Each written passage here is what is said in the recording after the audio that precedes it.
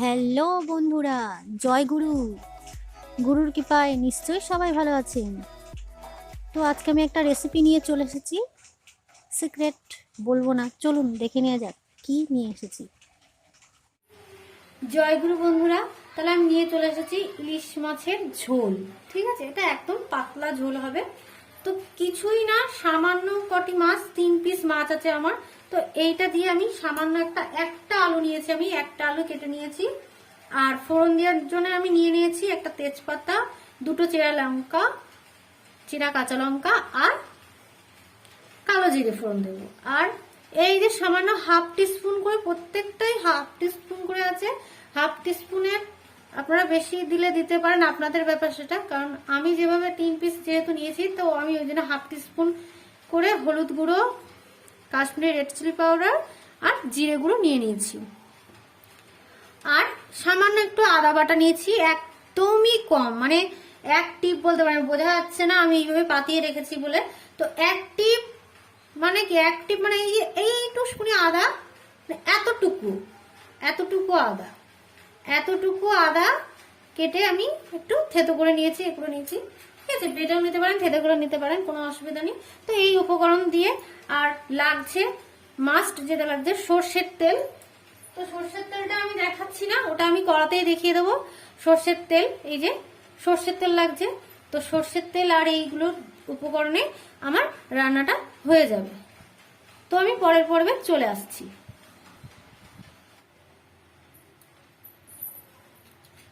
তো আমি গ্যাসটা অন করে নিচ্ছি। কড়াটা গরম হয়ে গেলে আমি তেল দিয়ে দেব। তো মাছটা আমি এবার একটু ভেজে নেব। ঠিক আছে, মাছটা ভেজে নেওয়ার জন্য আমি তেল দিয়ে দেব 2 টেবিল স্পুন। 2 টেবিল স্পুন, এটা 1.5 টেবিল স্পুন হবে। ঠিক আছে, 1.5 টেবিল স্পুন। যেহেতু 3টে মাছ ভাজবো, যেন বেশি তেল আমার লাগবে না, অল্প একটু তেল দিয়েছি। তো এতে আমার মাছগুলো ভাজা হয়ে যাবে। ঠিক আছে,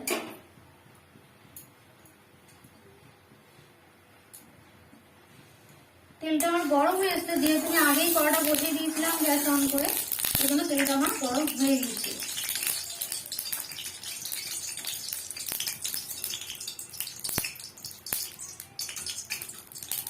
তো মাছগুলো আমি ছেড়ে দেবো।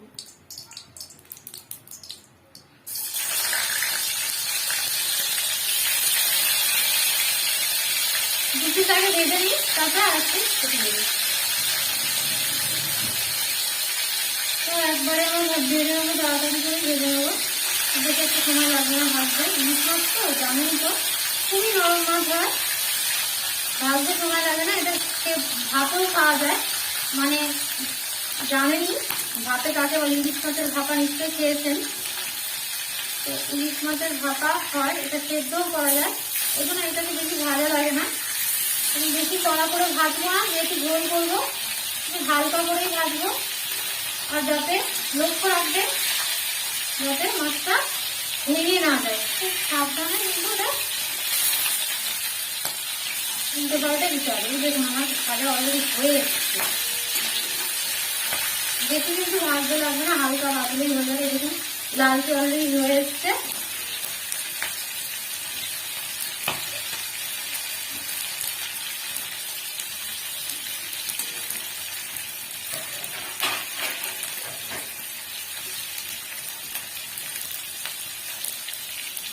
ভাজা আমার হয়ে এসছে, আরেকটা বাকি আছে, এটা আমি তুলে নেব। যেহেতু হয়ে এসছে, একটা আমি তুলে নিচ্ছি, ওটাই আমি তুলে নেবো। আরেকটা আছে বাকি, ওটা আমি ভেজে নিচ্ছি। এই তেলটা কিন্তু আমি ফেলবো না, এই তেলটা আমি রেখে দেবো আলাদা করে। এই তেলটা কিন্তু রান্না করা যায়, কিন্তু যেহেতু আমি আগে মাছ ভাজার তেল দিয়েছি কড়াই, তাই জন্য এই তেলটা আমি নেবো না, ইউজ করবো না। আমি ফ্রেশ তেল দিয়েই রান্নাটা করবো। ঠিক আছে, আপনারা যখন শুধু ফ্রেশ তেল দিয়ে ভাজবেন ইলিশ মাছটা, তো সেই তেলেই আপনারা রান্না করতে পারেন। কারণ ইলিশ মাছের স্বাদটা আলাদা, অন্য মাছের তুলনায় এর আষ্টে গন্ধ সেরকম পাওয়া যায় না, এবং তেলের একটা আলাদা স্বাদ আছে। ইলিশ মাছ ভাজার তেল সবাই খায়, এটা আপনারা ভালোভাবেই জানেন। তো ওই জন্য ওই তেলটা ফেলা লাগবে না। ঠিক আছে, আমি যেহেতু আগের দিনের মাছ ভাজার তেলটা ইউজ করছি, ওই জন্য আমি এই তেলটা ইউজ করবো না। ঠিক আছে, রান্নার জন্য আমি ফ্রেশ তেল নিয়ে নেবো। ভাজা হয়ে যাচ্ছে দেখছেন আমার, খুব নরম মাছ, একদম বেশিক্ষণ সময় লাগে না, 2 থেকে 3 মিনিটের সময় লাগে মাছ ভাজতে। এই দেখুন 3 পিস মাছ আমার কথা বলতে বলতে কিন্তু ভাজা হয়ে গেল। তো আমি নামিয়ে নেবো মাছটা, হয়ে যাচ্ছে মাছটা আমার। কড়াটা আমি পরিষ্কার করে নিয়েছি এবং আমি ফ্রেশ তেল দিয়ে দেবো। এটা বেশি ভাজতে তেল লাগবে না, মানে রান্নাটা করতে বেশি তেল লাগবে না, যেহেতু 1.5 টেবিল স্পুন তেল সর্ষের তেল নিয়ে নিয়েছি। তো এটা আমি গরম হলে এতে আমি ফোড়নগুলো একে একে দিয়ে দেবো। অলরেডি গরম হয়ে এসছে, কড়াটা আমার যেহেতু গরম ছিল ওই জন্য অসুবিধা হয়নি, আমি আঁচটা কমিয়ে ফোড়নগুলো দিয়ে দেবো। কালো জিরে, তেজপাতা, চেরা কাঁচা লঙ্কা আমি ফোড়ন দিয়ে দিলাম। এটা একটু ভাজা ভাজা হয়ে আসলে আমি এতে আলু, ভাজা হবে না, ভাজা হওয়ার আগেই আমি এটাকে আলু ছেড়ে দেবো। আলু না ছাড়লে কিন্তু আমি আগে ভেজে নিই, ওই জন্য আমি একসাথে আলুগুলো ভেজে নেব, যার জন্য ফোড়নগুলো যাতে না পড়ে যায় তার জন্য আগে থেকে আমি আলুটা ছেড়ে দিলাম। একটু শীত করছে তার জন্য আমি একটু হলুদ দিয়ে দেবো, শীত করছে বলে আমি একটু সামান্য হলুদ দিয়ে দেবো। যেহেতু তেলটা শীত করছে আর একটু আলুতে নুন হলুদ দিয়ে ভাজলে আলুটা নুনটা যাবে। আপনাদের আমি নুনটা দেখাতে ভুলে গিয়েছি বন্ধুরা, তো রান্না করতে গেলে নুন হলুদ তো লাগবে, এটা তো আপনারা জানেনই, তো বলার কোনো বিষয়ই না, তবুও করতে গেলে বলতে হয়, যেহেতু যারা রান্না নতুন তাদের তো জানতেই হবে নুন হলুদ মাছ রান্নাতে। তো আমি একটু সামান্য একটু নুন দিলাম, আমি নুন আবার অ্যাড করবো পরে। এখন আমি যেহেতু আলু ভাজছি একসাথেই দিয়ে দেবো বাটনাটা, এই জন্য আমি আলুটাকে একটু ভেজে নিচ্ছি। আমি আঁচ কমিয়ে রেখেছি, হ্যাঁ, তো আঁচ কমিয়ে রাখতে রাখতে আমি টমেটো কেটে নিচ্ছি।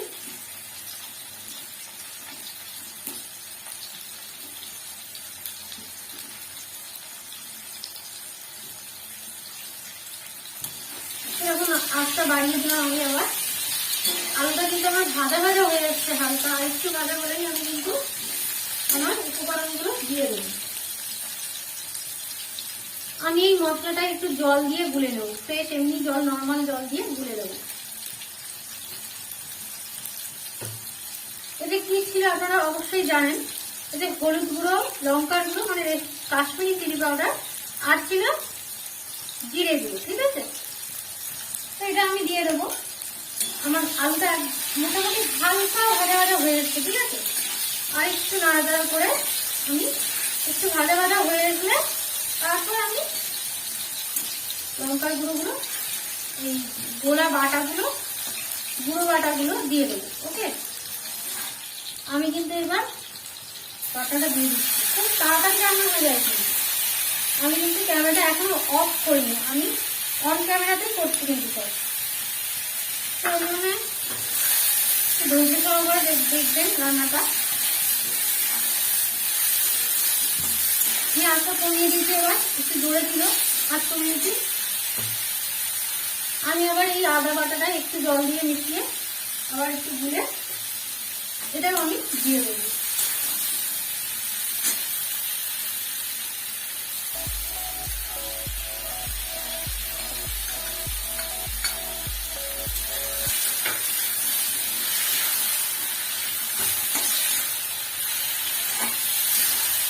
হাতটি খুব কষ্ট করে হাতটি আটকে বুঝলেন, কষলে একটা হাতটি আসবেই।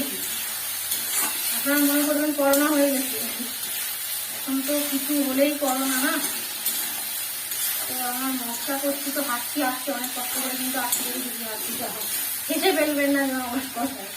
তো আমি টমেটো কুচিগুলো দিয়ে দিলাম, টমেটোটা নাও অ্যাড করতে পারেন, কোনো অসুবিধা নেই, তো আমার কাছে আছে অ্যাভেলেবেল, ওই জন্য আমি দিয়ে দিলাম, ঠিক আছে। তো সামান্য একটু জল দিয়ে দেবো আমি,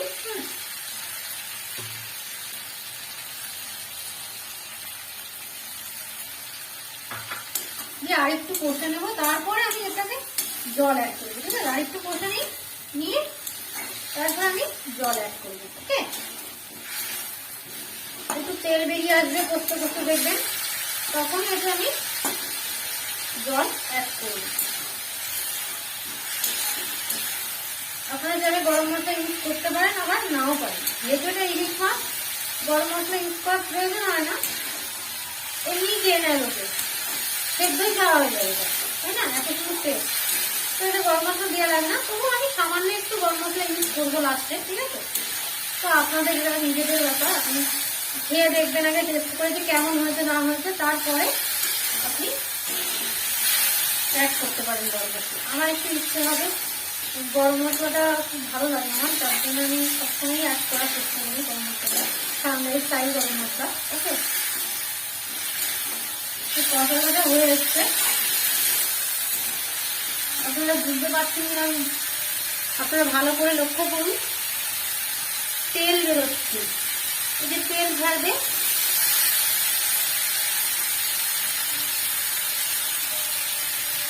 বন্ধুরা দেখতেই পাচ্ছেন মশলা দিয়ে যখন তেল ছাড়ছে, এই যে ধার দিয়ে দেখবেন তেল ছাড়ছে, এই তেল ছাড়ছে মানে মশলাটা আমার কষা হয়ে গিয়েছে। এবার আমি এতে জল অ্যাড করবো। ওকে,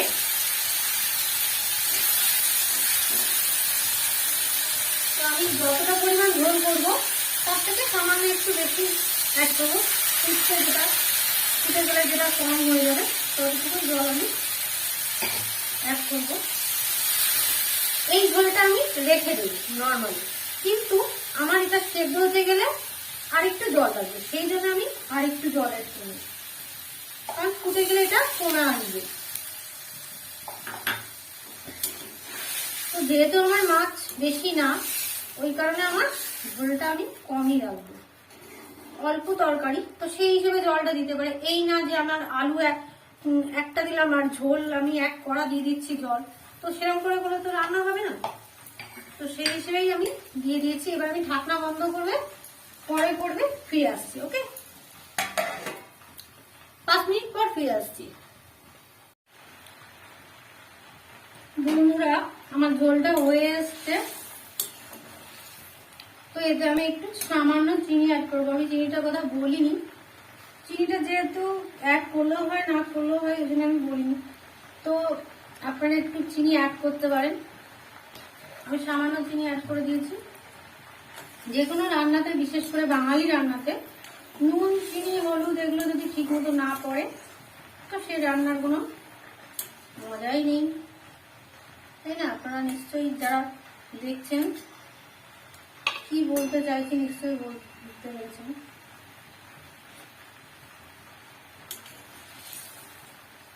তো আমার হয়ে এসছে, মাছগুলো আমি ছেড়ে দেবো। ঠিক আছে, প্রচুর ঝাল হয়ে গেছে, আমি জানি না খেতে পারবো না, আমি ঝাল খুবই কম খাই। 2টো লঙ্কা দিয়েছিলাম গুঁড়ো করে, একটা লঙ্কা দিলেই ভালো হতো, ভাবছি লঙ্কাগুলো এত ঝাল। তো আপনারা লঙ্কার ঝাল দেখে বুঝে ঝালটা দেবেন। ইলিশ মাছে কিন্তু খুব একটা বেশি ঝাল হলে ভালো লাগে না, তো আমার একটু ঝাল হয়ে গিয়েছে বন্ধুরা, বেশি সেদ্ধ করতে লাগবে না, আলু আমার হয়েই এসছে, সব হয়ে গিয়েছে, আমি একটু নাড়াচাড়া করে জাস্ট নামিয়ে দেবো। ঠিক আছে, এটা একটা হালকা ঝোল হচ্ছে। আপনারা মশলা যত কম দিয়ে পারেন তত কম দিয়ে রান্না করবেন, কারণ ইলিশ মাছে খুব একটা মশলা খাটে না, একদম সামান্য হাফ টিস্পুনেরও কম দিলে খুব ভালো হয়। ওই গুঁড়োগুলো, হলুদ গুঁড়ো, লঙ্কার গুঁড়ো, জিরে গুঁড়ো যাই দেবেন, একদম হাফ টিস্পুনেরও কম দেওয়ার চেষ্টা করবেন, কারণ ইলিশ মাছে বেশি বাটনা খাটে না। ঠিক আছে, কোনো মশলা বেশি খাটে না, ইলিশ মাছ এতটাই সুন্দর খেতে যে এতে বেশি মশলা খাটে না, যত কম দেওয়া যায় মশলা ততই ভালো। ঠিক আছে, তো আমার হয়ে যাচ্ছে রান্নাটা, আমি একটু গরম মশলা দিয়ে নামিয়ে আপনাদের গরম মশলা দিয়ে ঢেকে দিয়ে আমি দেখাচ্ছি। অল্প একটু গরম মশলা দিয়েছি, ইলিশ মাছের স্বাদটাই চলে যায়, তাই না? তো ইলিশ মাছে কিছু মশলা খুবই কম দেওয়া লাগে, তো আমি তবুও আপনাদের করে রাখলাম। ইলিশ মাছের ঝোল হয়, ঝোল করা যায়, কোনো অসুবিধা নেই, হালকা করে করবেন। তো আমি ঢাকা দিয়ে দিচ্ছি। ঢাকা দিয়ে আমি পরে আপনাদের নামিয়ে দেখাচ্ছি। বন্ধুরা, তো আমার মাছের ঝোলটা রেডি হয়ে গেছে, ইলিশ মাছের ঝোলটা রেডি হয়ে গেছে। আর এটা এত সুন্দর গন্ধ বেরোচ্ছে, তো বলে বোঝানো যাবে না না খেলে। তো যদি আপনাদের রান্নাটা পছন্দ হয়ে থাকে তো অবশ্যই একটা লাইক দিয়ে দেবেন। আর যারা নতুন দেখছেন তারা অবশ্যই আমার চ্যানেলটিকে সাবস্ক্রাইব করে পাশে বেল আইকনটি বাজিয়ে রাখবেন, যাতে আমি পরের ভিডিও আপলোড করলে আপনাদের কাছে অবশ্যই পৌঁছে যায়, সেটা তাড়াতাড়ি পৌঁছে যায়। আর যারা অলরেডি সাবস্ক্রাইব করে রেখেছেন তাদের আমি অসংখ্য ধন্যবাদ জানাই। তাহলে জয় গুরু বন্ধুরা, টাটা।